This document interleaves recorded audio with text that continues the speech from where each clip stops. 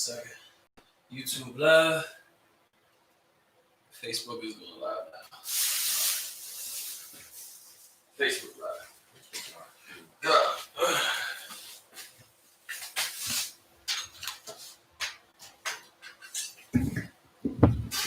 Shalom, DC, with Israelite School of Universal Practical Knowledge, started on West 125th Street in New York, under Commanding General YAHANNA. Since 1969, we've been teaching that the blacks, Hispanics, so-called blacks, Hispanics, and Native Americans are the true Jews according to the Bible, and that the white man is the devil that the Bible speaks of. What we're about to get into is something of significant event in the U.S. right now. Tomorrow is Election Day. And right here in the nation's capital, downtown, they got businesses boarded up. The brothers went around the town this past weekend. Got a few videos and a few pictures showing of how what they expect the turnout to be, the results to be. They're expecting chaos and disorder, even though this is supposed to be a very even though it's supposed to be a very diplomatic approach to water. And this voting process was supposed to be of the people, for the people, but yet they are preparing for a lot of disorder in what's going to happen in the nation's capital, and that is nothing but the Most High, because if they're practicing what they consider one of the great pastimes of democracy and of the U.S., and they're preparing for nothing but disorder and chaos, that's a sign that Babylon is falling. Right. So we're going to get a little bit of the history of what all's coming, this day, November 3rd, is going to happen. How it came about, how it affects us as Israelites in captivity, and how we can get through it. Because the more we vote, the more we die, and that is very, very evident. It's very evident. Voting is a historic thing. Democracy is historic in a sense where this is taking place way back when the Greeks were in power. True democracy is when the people, all the people, vote on an issue, on a particular issue. For instance, if there was a pothole that needed to be filled, they gathered all the people that it affected, and they took a vote. That pothole needs to be fixed. Right. If they needed to raise wages for a particular thing for the state, they would gather all the people and they would vote. No, we don't want that. We're not gonna pay for that, or we're gonna pay for that. That's in the true sense of democracy. The type of democracy that the U.S. has right now is more of a representative. But the people do not vote on specific actions that happen within this kingdom. We all gather, we vote for a representative to make those decisions for us. And since this nation has adopted that style of democracy, it has never been for the people, for the Most High's chosen people. Even though we gather to elect these officials, they have never been for us. And the reason why they've never been for us is because they have no stake in our livelihood. Right. They have no stake in how we come up, how we bring our children up, how our community thrives. Right. All truth be told, the lower we are, the higher their status in this society is. Right. So it's in their interest to keep us down. They may pander to us and tell us, hey, your vote counts. If we don't have your support, then we cannot thrive. Which That is true. If they don't have our support, they cannot thrive. Right. We should take our support from them and put our support on us, Blacks, Hispanics, and Native Americans. That's right. Truth be told, we're going to go through the history of how voting evolved in the U.S. and how it has always been our detriment from Jump Street. From Jump Street, it's always been our detriment. I'm gonna go back in 1776. That was the inception of the United States of America. Once they declared their independence from Great Britain, the colonies, they formed what is called the U.S. Constitution. The Bill of Rights is the first 10 amendments of said Constitution.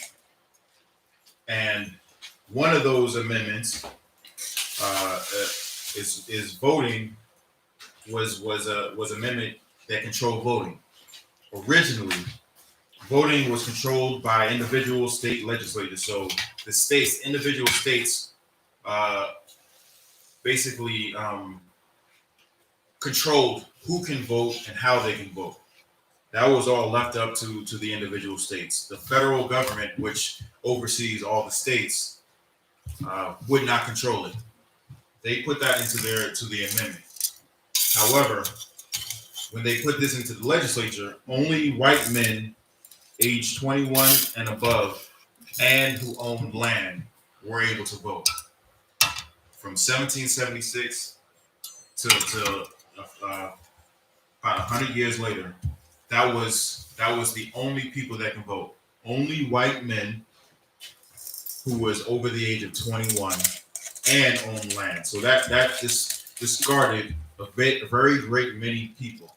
Even though the voting system that the U.S. has adopted was a representative system, those people who voted weren't voting for particular items and issues of the day. They were voting for a representative. And those people who were age 21 or above and owned land were basically rich people. Most of them, if not all of them, were slave owners. Even though at that time in 1776, there were free black men. There were free black men that owned property. Yet they were not granted the right to vote. They could not choose a representative to represent themselves. There was no representation for those free black men living in what was now called the United States of America. Even though they fit part of the criteria, they were over the age of 21, they owned land. All of them were in the northern states. None of them were in the southern states. So they passed legislation in like I said, the Constitution of the United States of America is the DNA of the U.S. And they made it so that only white men, rich white men, can choose the direction, can choose the representatives to choose the direction, mold the direction of this nation. Right. If we keep going, go down to the 14th Amendment. 14th Amendment was passed in 1868. And the 14th Amendment, that was, if you know, anybody knows U.S. history, 1868, that, you know, around that time, everybody knows who like I said, who was up on U.S. history. That was after the Civil War. After the Civil War, after the slaves were so-called emancipated from slavery.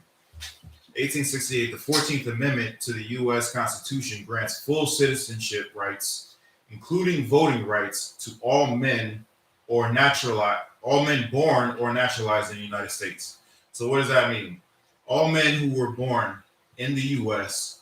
were automatically granted, just like it is right now, automatically granted full citizenship rights.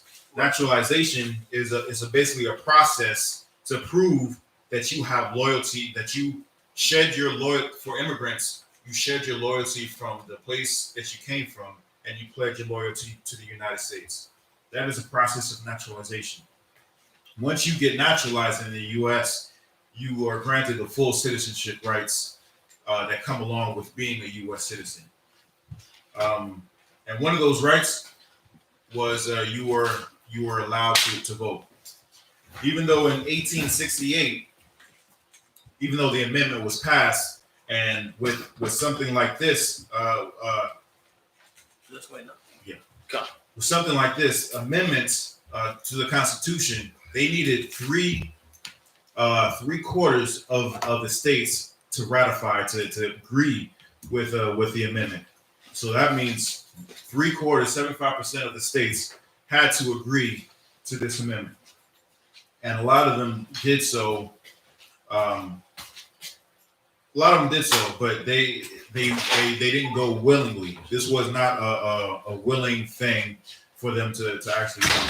They didn't want this to happen. Why? Because that meant that black men were able to vote and shape, in theory, shape the direction of the nation. And that meant that in the South, since most of the people in the South, in the American South, were black men, were emancipated slaves, the white men were outnumbered. They were outnumbered, so they feared for their own safety. So they went about suppressing, basically suppressing the right to vote for many former slaves. If you could, Baqashyah, could you get me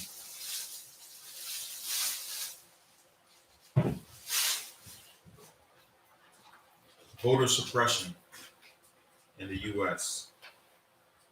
Voter suppression. Voter suppression, yeah.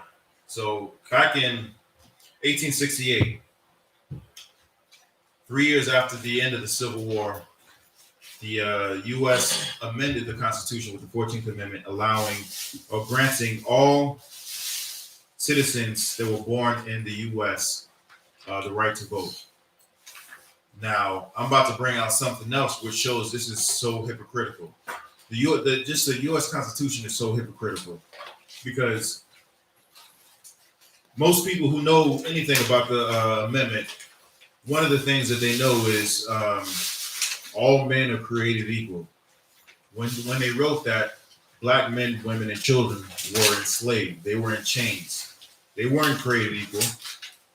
They weren't. They weren't talking about us. They weren't. It was not. It was not us. It was white men and white women who they were saying they were created equal. They were not talking about us. Even though they passed an amendment about this, there were still people that were excluded from citizenship and full rights of citizens. I'm gonna bring that out a little later. Right. But as of right now, if you could, Right. get me voter suppression. Voter suppression in the United States. Voter suppression in the United States concerns various legal and illegal efforts to prevent eligible voters from exercising their right to vote. So they had both. They passed laws barring certain peoples from voting, from getting their opportunity to cast their vote and shape their own future. They also had some illegal efforts that they did, which we all are aware of. And if not, we're about to bring some of those illegal and intimidation efforts that they practiced mostly in the South. They even did it in the North, and it continued for a long time. They're actually right now in the news, you hear a lot about voter suppression. Voter suppression to this day is still a thing, even though they granted. It is very clear who can vote. It's very clear who they do not want to vote. Why? Because they feel that that it would affect their bottom line. Because with them, it's all about the money. How can their lives be affected if they allow so-called Blacks, Hispanics, and Native Americans a right to vote and shape the future of the United States? Right. But the Most High has something else to say about that. Keep going. Good. Where found, such voter suppression efforts vary by state, local government, precinct, and election. Separately, there have also been various efforts to enfranchise and disenfranchise various voters in the country, which concern whether or not people are eligible to vote in the first place. So they even though it's clear who can vote, voter suppression muddied the waters to make it to where certain people cannot vote. They pass certain laws like if you commit a felony, you lose your right to vote. And thus, once they did that, and that was in the 13th Amendment, so the amendment right before that, the 13th Amendment, they made it so if you committed a felony, you were unable to vote. So once that amendment was passed, and I believe that passed very, very quickly. Once that amendment passed, they began creating laws criminalizing Black lives. So anything Black people were doing was basically a criminal act, such as we were fresh off the slave plantations. We had nowhere to go. They promised us 40 acres and a mule. They promised us, a decent way of life. They promised us that we will not get harassed and bullied back into slavery. That's what they promised us. None of that happened. So we were homeless. We were jobless. They would not give us work. We cannot make a way for ourselves. So we were vagrants for a time. Not only that, we were vagrants. We were homeless. We had no work. So they criminalized that. Anybody who was within city limits, certain city limits or certain state limits, that you did not have a homestead, you did not have property, you did not have a place to live, you did not have employment, you were thrown in jail. And once you were thrown in jail, you were stripped of your right to vote. You were then sold, leased, what they call leased, back to mostly the same plantation that you had come from, to pay off in order to get out of jail, you had to pay a debt. So the so-called the slave masters that was on these plantations paid your debt, and you were indebted to that slave master, thus being back enslaved again. You had no say in it. So this was one of the ways that they disenfranchised the freed slaves right at the end of the Civil War. And with this tool, they suppressed they suppressed our votes. This is what happened. So if you could keep going. Go. Matter of fact, go that down. Was the end of this. That was all right. Go down to methods, and go down to methods. Go. Methods. Historical. The passage of the 15th Amendment in 1870 guaranteed the right to vote to men of all races, including former slaves. So 2 years later, they had to amend it again. They had to amend the Constitution yet again. And it had to do directly with voting. Had directly to do with voting. The 14th Amendment guaranteed every man that was born within the United States full citizenship rights.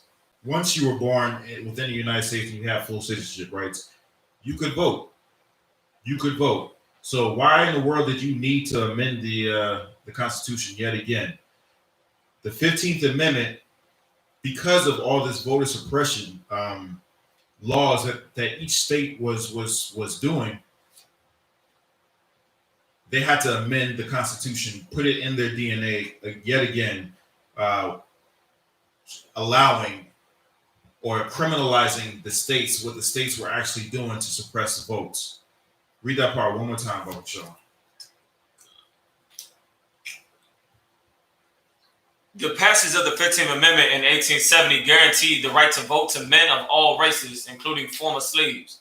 Initially, this resulted in higher voter turnout among African Americans in the South. So once they allowed us to go out and vote, a lot of Negroes in the South actually went out and participated and voted. Which leads me to the title of my class: the more we vote, the more we die. And I'm about to show you exactly the direct correlation of what happened when we started voting in mass. Keep going. In the 1880 United States presidential election, a majority of eligible African American voters cast a ballot in every southern state except for 2. In 8 southern states, black turnout was equal to or greater than white turnout. So we were so what's the word? We wanted to participate in this very American tradition of voting. At long last, we actually had some sort of rights, and we went out to the voter polls in mass and elected officials to govern us. Now, this was in what 1880. 1880. Now, this is important because I'm about to get into something else. This is what happened. 1880. We turned out equal to than or greater than the white males, white men of our states, and we voted in mass. We participated very heavily in the voting system, and something came about with these elections. Keep going. At the end of the Reconstruction era, southern states began implementing policies to suppress black voters. After 1890, less than 9,000 of Mississippi's 147,000 eligible African American voters were registered to vote, or about 6%.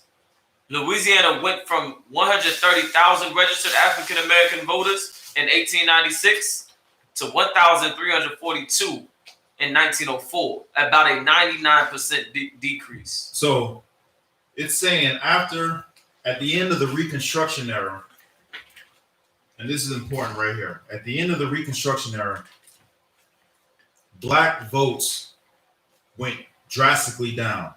It dropped considerably. In some states, it went down to 6%, and even in Louisiana, it went down to 99%. It went down 99%, not down to, it went down 99%. Now, what was the Reconstruction era? The Reconstruction era was an era directly after the Civil War, where the U.S. government held troops in the South, ensuring or protecting the rights of the free slaves in the South. Why? Because you had voter suppression was one of the things, and when they had voter suppression, they suppressed. They did a lot of mean and dirty tricks to the free slaves in order for them not to vote. Right. Reconstruction enforced the laws that they had on the books that gave free blacks their freedoms, their liberties. At the end of the Reconstruction era, what happened? As a matter of fact, let's get that. Hold on, I sent it to you. It was, go to the Compromise of 1877. They always compromising when it's with us. Always compromising. Right. So in 1876, there was an election between Rutherford B. Hayes and Samuel J. Tilden. What happened was Hayes was a Republican, and during this time, the Republicans were the ones that were for the blacks, the free black. They were abolitionists. At the time, Democrats were the ones that wanted to keep us in chains. So it was advantageous to the blacks at that time. What we thought, we need to rally up and get behind the Republicans. This was our thinking. This is what we needed. This is what we're thinking to do. Right. So at the election, the Republican Rutherford B. Hayes was elected. Samuel Tilden was a Democrat. There was a big controversy during that time. The Democrats were probably what they're trying to pull right now, how the way they're saying if Trump doesn't get elected, it's because it was some sort of voter fraud, some counts that have been gone missing. It was some sort of suppression. It was a big controversy, just like in 2000 when Bush and Al Gore had that election. There was a big controversy because it was close counts in Florida, and whoever won Florida essentially won that election. Right. There was so much controversy that they had to do recount after recount after recount. Yeah. It was a similar situation with the 1876 election. So what happened was this compromise of 1877. This is what happened. So in order for the Democrats, the ones who had us in chains, well, both of them had us in chains, but the ones who wanted to keep us in chains, they had this compromise. It was like, matter of fact, go ahead, read about Baqashyah. The Compromise of 1877 was an unwritten deal informally arranged among U.S. congressmen that settled the intensely disputed 1876 presidential election. Unwritten deal. So that means they sat behind closed doors, and they made a deal. It was unwritten. It was informal. They had what is it called? Plausible deniability. You can't prove that we agreed to this. Right. You cannot prove this. At the time, before the 1776, actually at 1776, Ulysses S. Grant was the president at that time.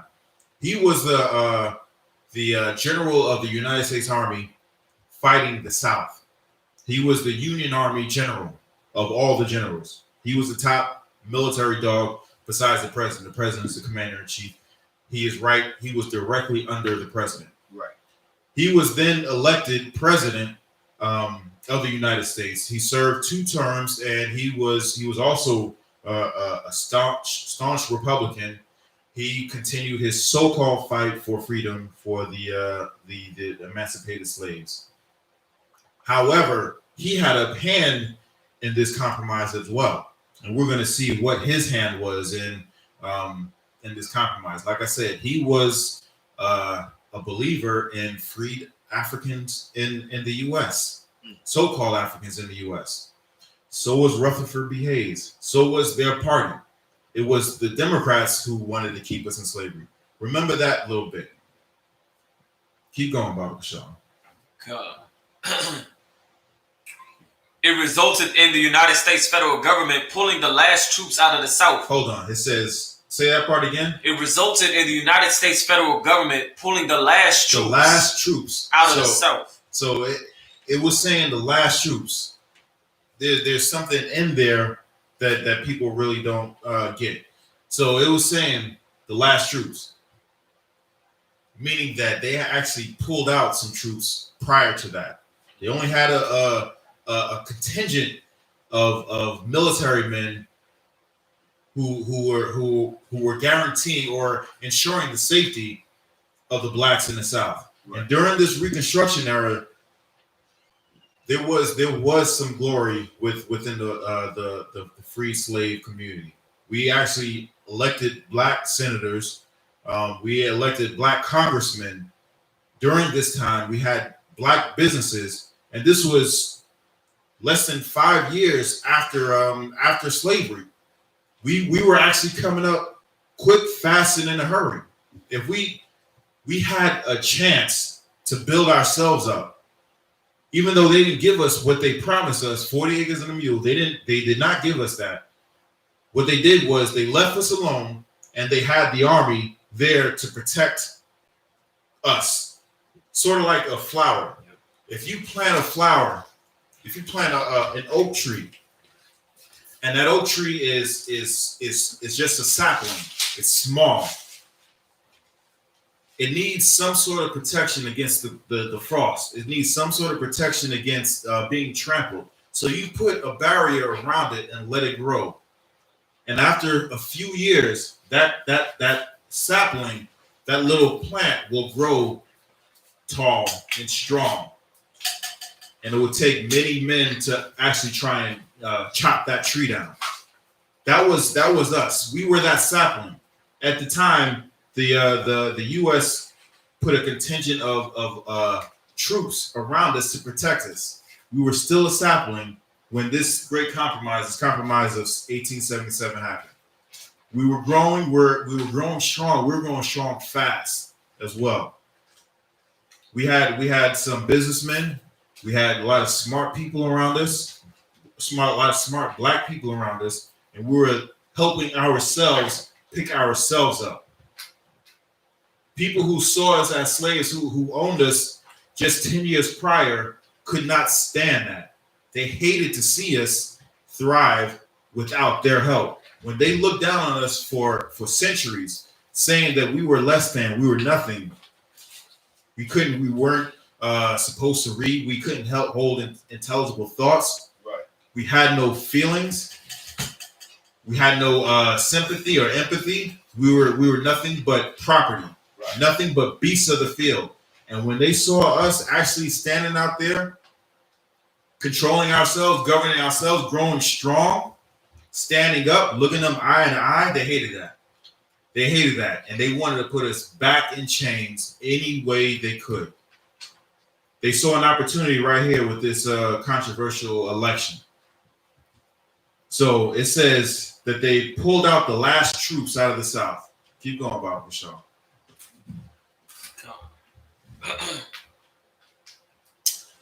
And formally ended the Reconstruction era. Formally ended the Reconstruction era. So there was no protection for the free slaves back then.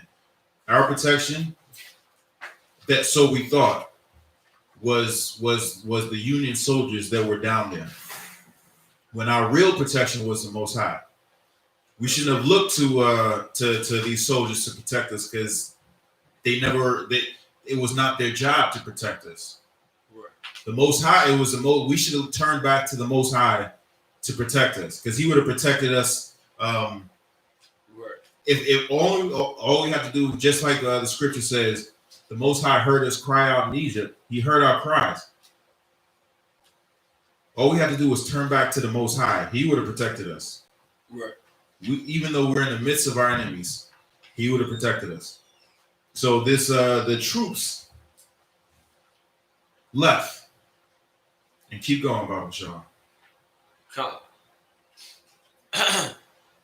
Through the compromise, Republican Rutherford B. Hayes was awarded the White House over Democrat Samuel J. Tilden on the understanding that Hayes would remove the federal troops whose support was essential for the survival of Republican state governments in South Carolina, Florida, and Louisiana. So the so-called the Republicans who so-called had invested so much in our well-being, turn around and stabbed us in the back. They knew what was going to happen if they removed those troops from the South. They knew what was going to happen to that sapling that was supposed to grow into strong, mighty oak trees. They knew what would happen when we were still young and we could not protect ourselves. Yet this Republican Rutherford B. Hayes wanted to be the president. So he sold us out. Not only him, but Ulysses S. Grant as well sold us out as well. Why? Because he was the one who initially started pulling the troops out. Once this election happened, in order for Samuel Tilden to concede victory and have declare Rutherford B. Hayes as the winner of this election to be president, they had to remove the troops. He had to promise to remove the troops. Why? Because if Samuel Tilden would have won the election, he would have damn sure removed it. Why? Because that was their agenda to get us right back into chains, into subjugation. Right here is showing the Republicans, who was the ones who so-called, got us out of that condition, which was nonsense because it's just morphed into something different. Right. Morphed into the society we have right now. Right. We think we're walking around free. We think we know our rights. We have rights. Right. No, not at all. It's just an illusion. Right. It's always been an illusion to get you to think that you can do whatever you want whenever you want. But that's not the fact. All right. Right. If you could, so this was the Great Compromise of 1877. The Republicans who actually who claimed to help us was the ones that were instrumental in our destruction. Right. Instrumental in our destruction. So they're the ones who actually, stunted our growth within the U.S. Right. If you could, Baqashyah, get me. Matter of fact, let me go back to this. So in 1870, the 15th Amendment of the Constitution, it eliminated racial barriers to voting. Like I said, in 1868, it allowed us the chance to vote. They put in so many voter suppression policies in place, actual laws, both written and acts that they had in the South and all across the U.S. To suppress certain peoples from actually voting. The 15th Amendment, it eliminated racial barriers to voting. However, many states continue practicing voter discrimination. One of those practices, we want to get into two of those practices right now. Can you get me poll taxes? Baqashyah. Poll taxes was implemented throughout the U.S. It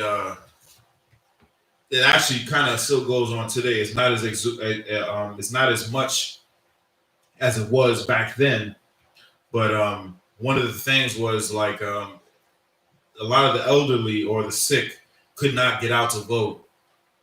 So especially in Georgia, what Georgia did was they sent out, just like they're doing now, they sent out ballots so that you can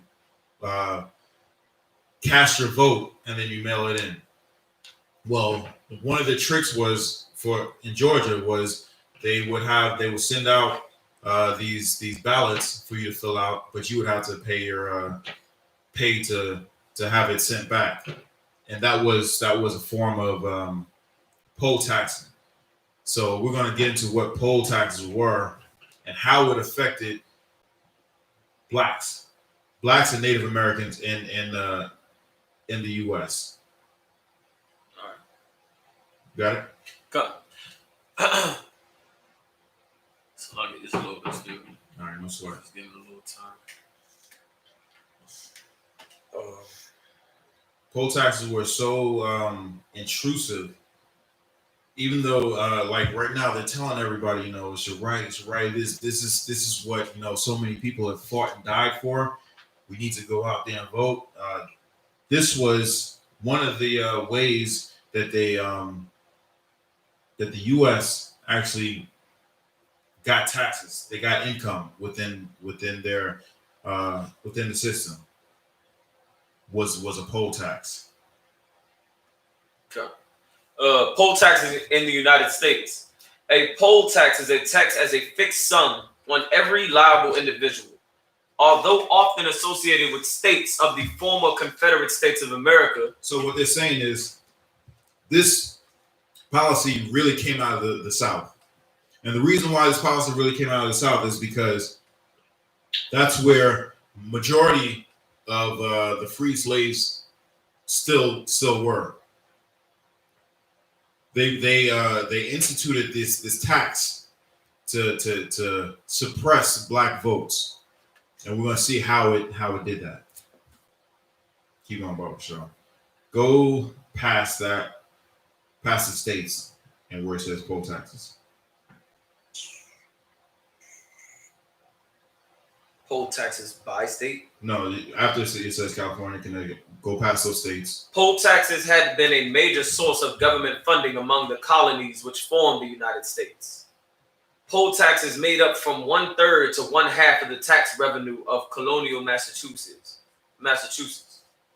So right there, it's saying majority of the state of Massachusetts, and even across all throughout the U.S., most of their income came from poll taxes.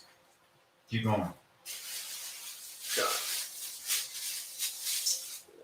Various privileges of citizenship, including voter registration or issuance of driving license and resident hunting and fishing license, were conditioned on payment of poll taxes to encourage the collection of this tax revenue. All right, okay. So basically, what poll taxing is it in order for you to cast your vote, you would have to register to vote.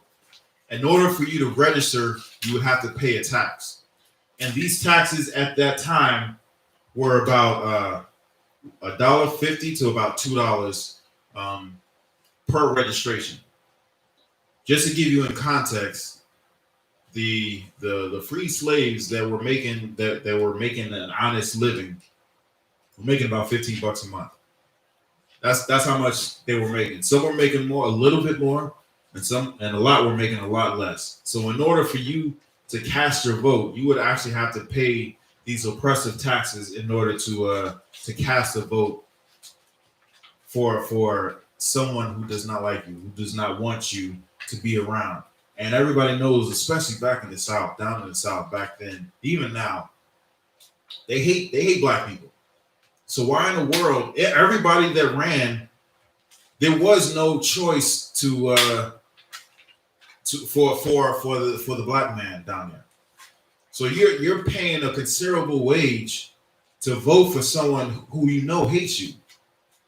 They never campaigned towards the black community. They never promised us anything. They straight up like, hey, yo, you're still less than human. We don't believe you to be anything. But we were so entrenched and we're free now. We're citizens now. We need to participate in this nation, and we're gonna do our part. And that's basically what we're saying right now. We're still saying, the same nonsense that's been drilled in our head. Right. These people hate us. They always have. Right. They always hate it. They never had good intentions for us. And even though we voted in mass to elect Rutherford B. Hayes, he's the one who pulled the troops out and basically caused our, I wouldn't say caused it, but he ensured our slaughter. Right. It's like the shepherd that has fences around their sheep to keep wolves out, and they have dogs to alert the shepherd when wolves are about. It's like Rutherford B. Hayes took away the dogs and took away the fence line, right, and walked away and let the wolves in, and the wolves devoured us wholly and completely. Right. Even though in 1870 they passed the 15th Amendment, basically doing away with voter suppression. After the compromise of 1877, Jim Crow came in. If you don't know what Jim Crow is matter of fact, you go down to that same article. No, go back to voter suppression. Mm-hmm. Go back to voter suppression, mm-hmm. And it's down there. It's all the way down. Jim Crow? Yeah. You see it? I'm almost there. Go down to historical examples, and it's under Jim Crow.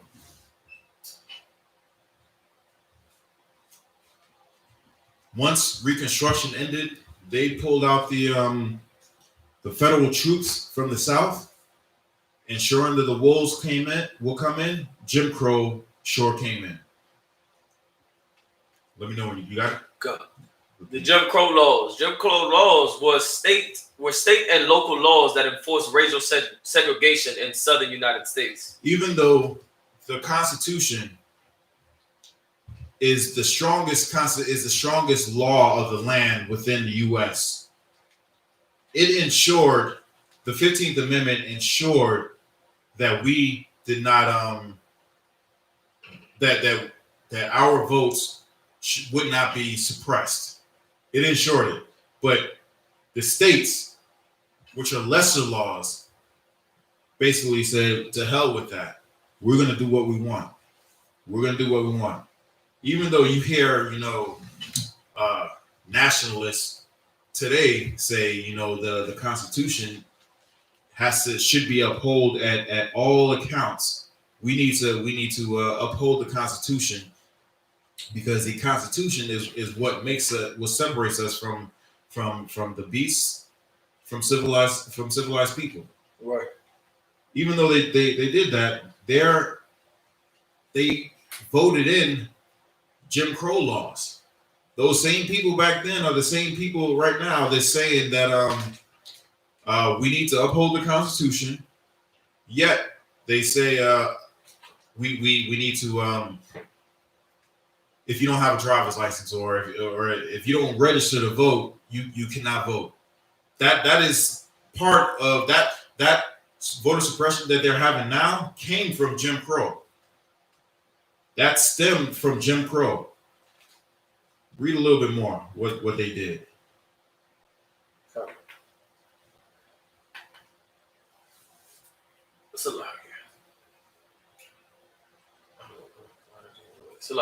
On the Jim Crow laws, all were enacted in the late 19th and early 20th centuries by white Democratic-dominated state legislatures after the Reconstruction period. So even though it was, the Jim Crow laws basically mess with the lives of black men, women, and children, terrorizing us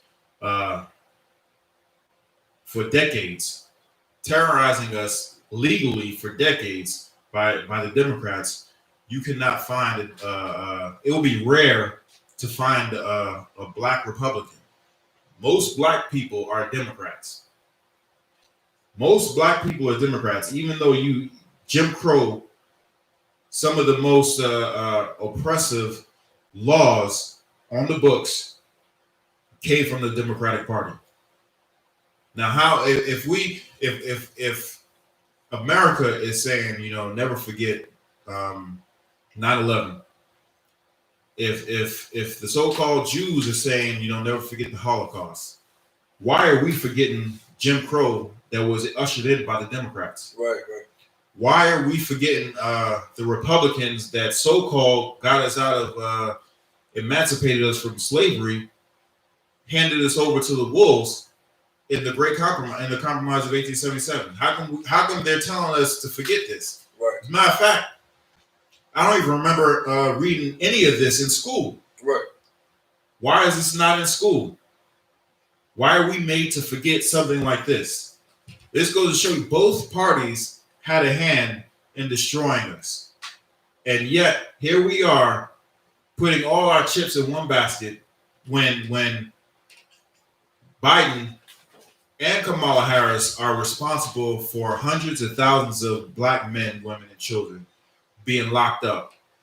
If it had not been for the 94 Crime Act, we might still have, what's that brother that hung himself, that was in jail for stealing a backpack, so-called stealing a backpack? Khalif Browder. If it had not been for that law, we might still have Khalif Browder. This brother was arrested for stealing a backpack, which later turned out to be, he did not do it. It was not him. 100%, it was not him. He spent 3 years in jail. A year and a half of that, he was in solitary confinement without being sentenced to jail. Where is his due process? Right.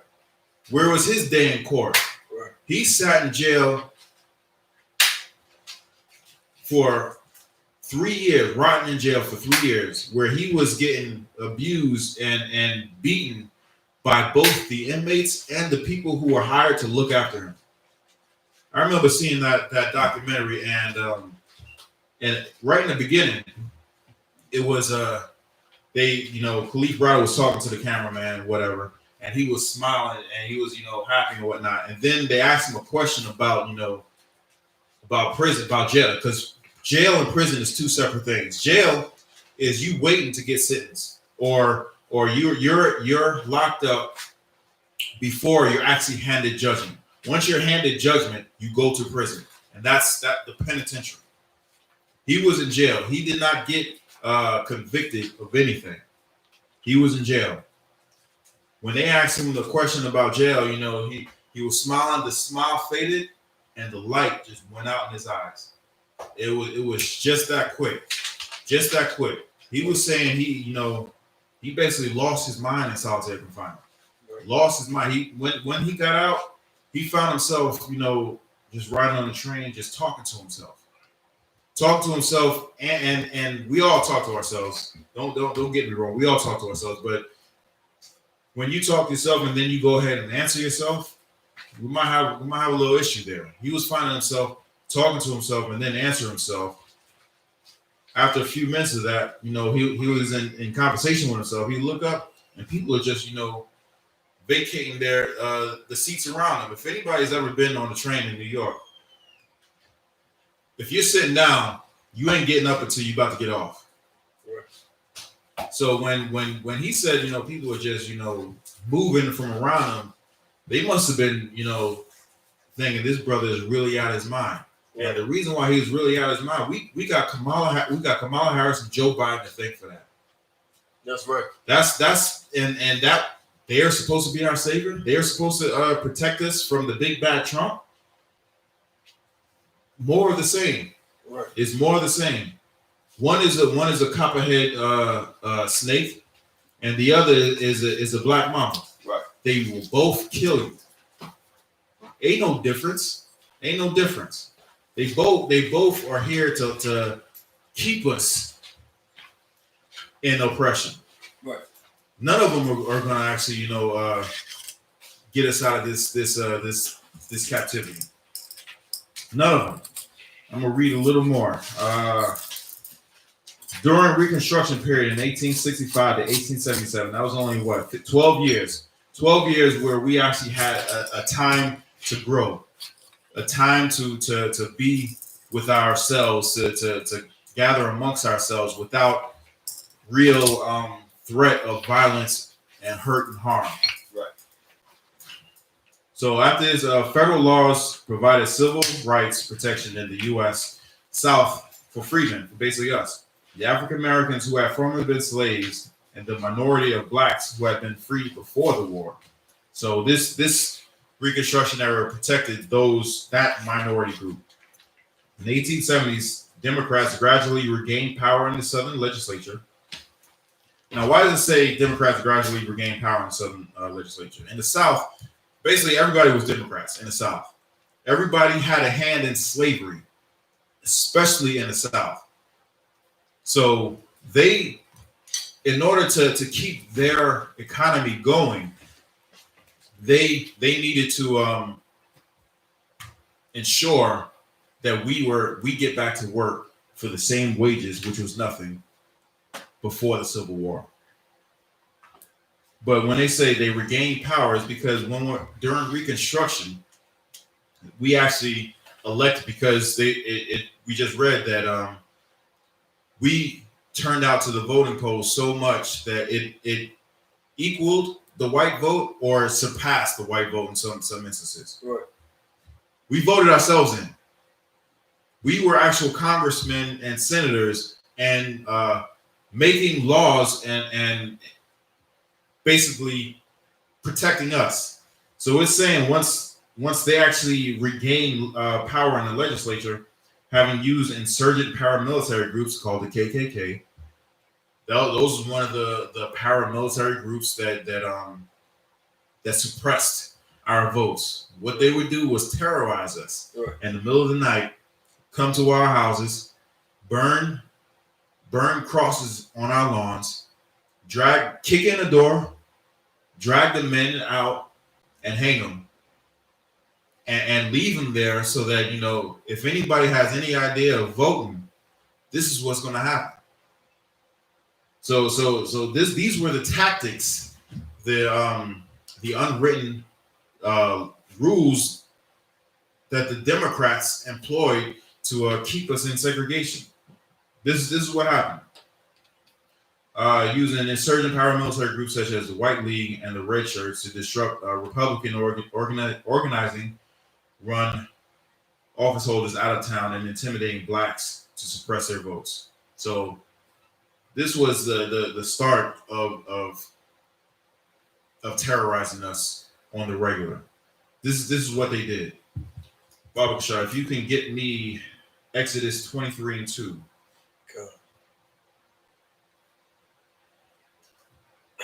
The book of Exodus, chapter 23, verse 2. Thou shalt not follow a multitude to do evil. So even though Diddy is saying, vote or die, even though, you're getting a bunch of texts and emails and stuff, advertisements every time you open up your phone to vote, they're almost as bad as the warranty people. When they call you, hey, we got your warranty on your car is about to. They're worse than that right now. Right. Even though, read that part again one more time, Baqashyah. God, thou shalt not follow a multitude to do evil. Thou shalt not follow a multitude to do evil. We followed the multitude, and we helped elect Rutherford B. Hayes, and he turned his back on us quick, fast, and in a hurry. And in a back room, in a smoky back room, where he basically dealt us away. We had people in office at that time. We had people in office, but we couldn't do anything about it. We couldn't do anything about it. Right. Can you get me John 17:9, Baqashyah?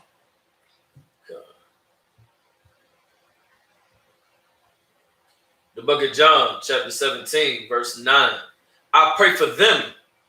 I pray not for the world. This is Christ talking. He's saying he's praying for them. Who is them? That's the blacks, Hispanics, and Native Americans. Right. He's not praying for the world. We need to put our vote, our trust in Christ and in the Most High. He's the only one that's going to save us from this oppression. Right. Our vote needs to be with him and nobody else. He is for black, Hispanics, and Native Americans. That's right. He is unwavering. He has no compromise in his system, none whatsoever. So when he comes and returns, there won't be a parlay. There won't be a can we talk just for a minute. Right. Ain't gonna be nothing like. It's gonna be a lot of sword singing, right, sword swinging, and flower bringing at that point. Yeah. Right. Yeah, right. There will be no compromise. There will be no compromise. So if you want to vote for the Most High right there. Vote for the Most High's choice, Christ. Baqashyah, give me Proverbs 29:2. The book of Proverbs, chapter 29, verse 2. When the righteous are in authority, the people rejoice. They said when the righteous are in authority, people rejoice. You brothers went down to D.C. This past weekend, and y'all saw how everything was boarded up, preparing for the election tomorrow. Right. Downtown D.C. boarded up, businesses and shops and all that boarded up. It says when the righteous are in authority, the people rejoice. So why is everything boarded up? Right. Why are everybody in face masks? Right. Why is there a plague roaming the earth right now? There's a lot of sorrow right now. Right. Keep going. But when the wicked beareth rule, the people mourn. When the wicked beareth rule, people mourn. Why are we in mourning right now? Why are we in mourning when this was supposed to be the most expansive time in history, the information age? So much stuff comes out right now at the speed of light. We have so much great things that happens right now, but yet we're mourning. Right. Yet people die by the hundreds, even thousands every day in multiple countries all around the world, all because of a hot shoe. Because someone wants to eat a bat. The whole world is in mourning. Most High said, "Don't eat bat." If we followed what the Most High said, the world would not be wearing face masks right now. Right. The world would not have a mandate that you have to stay 6 feet away from people at all times. If we followed the rules of the Most High, we would be rejoicing right now. If we actually follow the rules of the Most High. Right. However, we don't. Read that one more time, Baqashyah. God. When the righteous are in authority, the people rejoice. But when the wicked bear the rule, the people mourn. All right, I'm gonna send you one more thing, Barack. Okay. Did you get that? Not yet. No. All right. Well, here you go. There is an act called the Indian Citizenship Act. Now, we read that the 14th Amendment, the 14th Amendment was ratified way back in, 14th Amendment was ratified way back in 1868. And then it was further protected in 1870. Can you read that first sentence right there? God. The Indian Citizenship Act on June 2nd of 1924. 1924. So in 1868, and another act to follow it was in 1870, ensuring that all people that were born within the U.S. or that was naturalized within the U.S. had full rights to citizenship. One of those rights was voting. So if they actually made good on their agreements, there would be no need for this act right here. This Indian Citizenship Act happened in 1924. That was what? 54 years later. 54 years later. Keep going. Congress enacted the Indian Citizenship Act, which granted citizenship to all Native Americans born in the United States. Now, you see the hypocrisy of this? Are you serious? Are you serious? Now, you're going to give me citizenship? You're going to grant me citizenship? Right. In my own country? Right. I build a house. You come and kick in the door of my house and put me in one room in the basement. And then you say, all right, after what, 200 years? You say, all right, well, you can come upstairs and just go to the bathroom. You can't go in the rest of the house. Right. The house is a mansion. Right. You in one room in the basement, and they allow you to come into one other room 200 years later. Are you serious? The audacity of these people. Right. Keep going. God. Salam.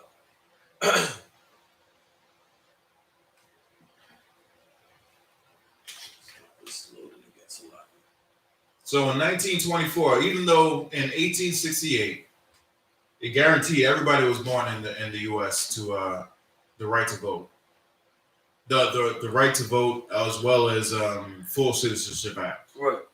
These people were here way before the U.S. was a country, way before the Mayflower came over, way before the Quakers came over.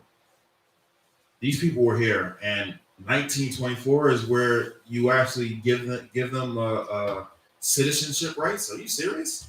After all the blankets with smallpox, right. After the Trail of Tears, after the you taking babies and bashing their heads against trees and rocks, really? After all the treaties that you promised them and then broke. Now you see fit to say, all right, well, you've been here, we might as well, make this official. All right, you can be citizens now. The audacity of these people. Keep going. God. The right to vote, however, was governed by state law. Until 1957, some states barred Native Americans from voting. So even further, the Congress, the Congress Act says that Native Americans are citizens, but the state said, nah, we ain't allowing you to vote. You do not have a say in our affairs. Right. Even though if they had enacted some immigration policies once they came over here, they wouldn't be here. Right. They would have came in and said, like, where's your passport? Let me see your passport. You ain't got no passport, you need to board the ship and go back over across the waters and come back with a passport. Right. Until then, we don't want you on our land. So the Congress, basically said you can vote. States was like, nah, we ain't gonna let you vote for another 30-something years? Mm-hmm. Another 30-something years, they wouldn't let them vote. They wouldn't let them vote. Keep going. Come. In a WPA interview from the 1930s, Henry Mitchell describes the attitude toward Native Americans in Maine, one of the last states to comply with the Indian Citizenship Act. So Maine, that's supposed to be one of the most liberal states in the nation. Maine. Who really knows anything about Maine, right? Maine was one of the last people to allow Native Americans to vote, and this is what they had to say about them. Right. Quote unquote. One of the Indians went over to Old Town once to see some official in the city hall about voting. I don't know just what position that official had over there, but he said to the Indian, "We don't want you people over here. You have your own elections over on the island, and if you want to vote, go over there." Just why the Indians shouldn't vote is something I can't understand. So this dude said he don't know what position this dude had, but he basically told him, we don't want you here. We do not want you here. You need to go back where you come from. Go on the other side of the tracks. Go on the other, go across the island, and vote on your own stuff. We don't want you here. Right. Even though at that time, even to this day, the U.S. government has policy control over the reservations that they put the Native Americans on, the concentration camps. They have control over what they do, what they say, even though they say, that's like a separate nation within the U.S. The U.S. still has policy control over these concentration camps they call reservations. And this man basically said, we don't want you here. Now, he said he doesn't know what position he holds. Whether he holds a high position, how can you disallow someone the right to vote when it's their right? And if you don't have any position, who the hell are you to say you can't do that? Right. That's the audacity that these people have over us. They feel that they can come in and talk to anybody any type of way, and they can do just about anything they want to do that they think that comes to their mind, and it's okay. Most High says different. Right. Most High says different. And once we get ourselves together, we turn back to the Most High, and He gives Christ the okay, the nod to come back. Ooh-wee. I dare someone, to come out their face and say something. Right. I dare them. So they're saying it took almost 100 years for the Native Americans to actually get the right to vote, even though they were the first ones here. They were killed, they were beaten, traumatized, terrorized, they were raped, filled with had diseases filled with them, when all the Native Americans did was help the Europeans when they came over here. When they got sick, They helped them. They gave them medicine. The came from Native Americans. Potatoes, the way the European techniques that the Native Americans had over here that they took back. The northern European nations are known for the potatoes. That came from the Native Americans. Had not been for the Native Americans, they would be these troglodytes. Malnourished troglodytes. That's what they would be. Their lifespan would be less than what it was. They weren't living long. They weren't living long. They weren't healthy. If it wasn't for the Native Americans, it wasn't for the Most High's children, they would not be where they are today. Right. And this is the things that we get. This is the things that we get. Baqashyah, you get around 28:20. Deuteronomy 28:20.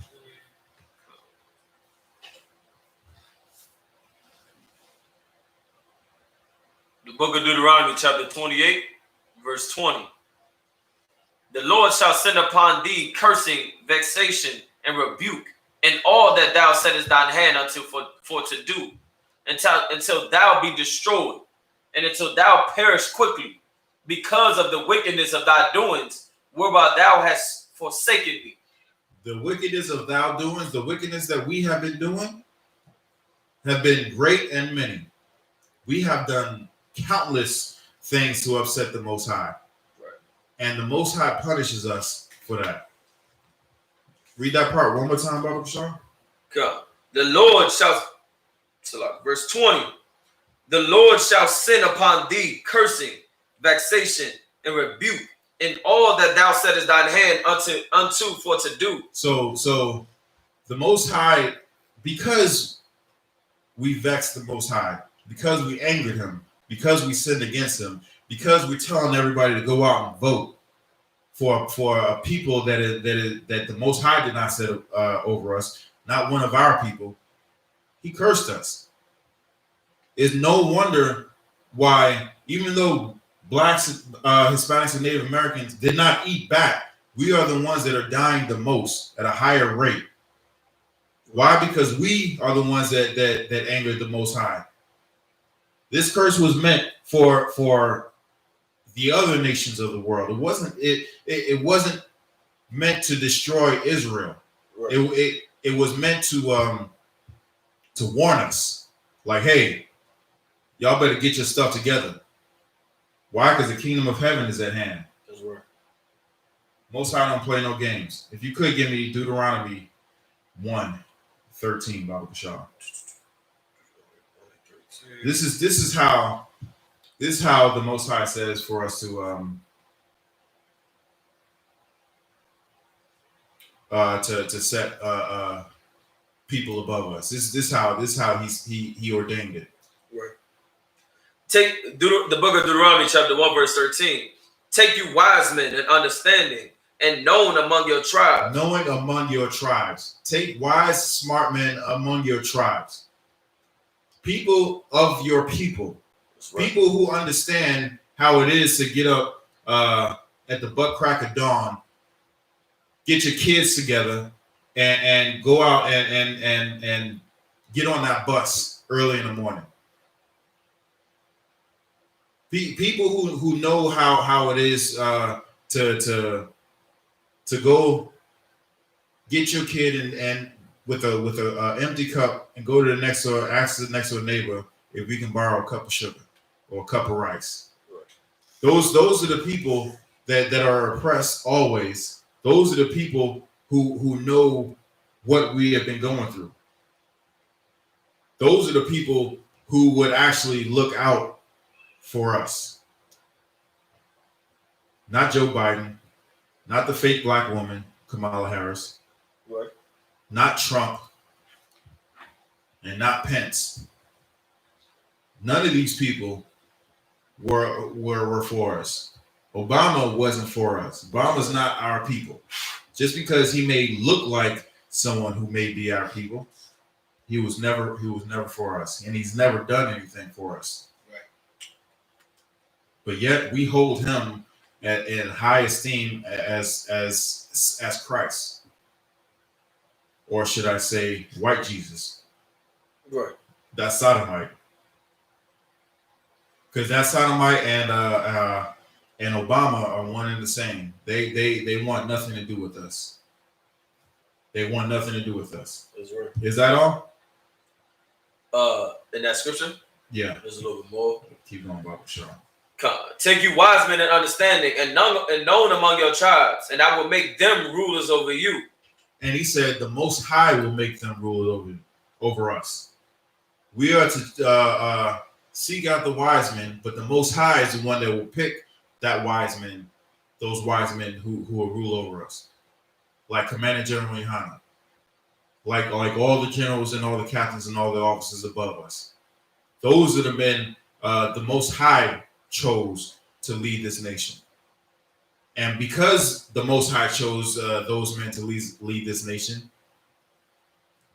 will survive. This nation will not only survive, this nation will thrive. Right. And once Christ comes back, we will see whose side who is on. Right. And with that, I pass the class to SHALAM. And I'll pass the class to Trooper Brown.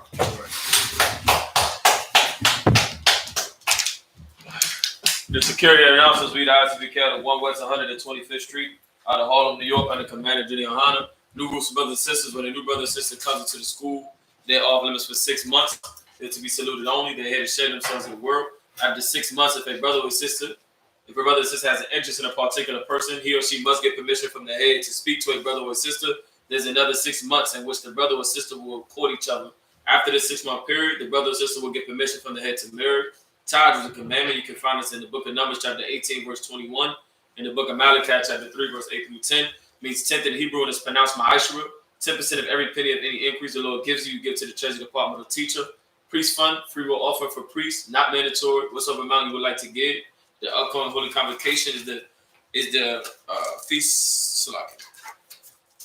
Is the feast of dedication, Hanukkah, which is the 25th day of the 9th month, by the space of 8 days, which is Wednesday, December 9th of 2020 for 8 days. You can find this in 1 Maccabees chapter 4, verse 52 through 61 as well. You want to keep in close contact with your camp leader over your city in regards of the 51st annual Passover. You want to stay in close contact of any questions or updates regarding the Passover. Anything you want to add to that? Of course. Come. Remind Akim and Agwaki to check on social media such as ISUPK.com, Facebook, Twitter, YouTube, and so on for ISUPK events and materials. If your brother wants to be a troop in the school, you should start wearing all black, which includes black boots, black shirts, black pants, black headband, and scarf. And with that, I'll say Amajim, which means to stand. We'll give one courtesy salute to the teacher. But if this word, Amajim Shabbat, Amajim, Barak, Yahweh Baqashyah, Yahweh Baqashyah, Yahweh Baqashyah. that's what's up. Class dismissed.